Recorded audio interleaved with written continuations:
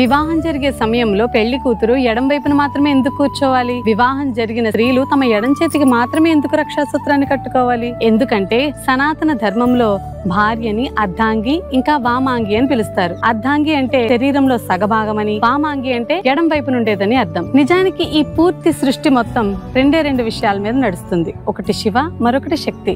ఇందులో శక్తి స్త్రీని రిప్రజెంట్ చేస్తే శివ పురుషుణ్ణి రిప్రజెంట్ చేస్తారు. యోగ విద్యలో, తంత్ర విద్యలో 2 నాళ్లకు సంబంధించిన ప్రస్తావన జరిగింది. ఒకటి ఈడ, మరొకటి పింగళ.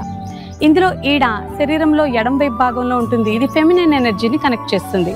అలాగే పింగళ శరీరంలో కుడివైపు భాగంలో ఉంటుంది. ఇది మస్కులైన్ ఎనర్జీని కనెక్ట్ చేస్తుంది.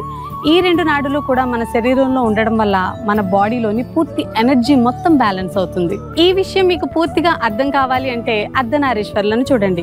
ఇందులో శివుడు కుడివైపునుంటే శక్తి అంటే అమ్మవారు ఎడం వైపున ఉంటారు. ఇది మనకు స్త్రీ పురుషుల ఐక్యతను కూడా చూపిస్తుంది.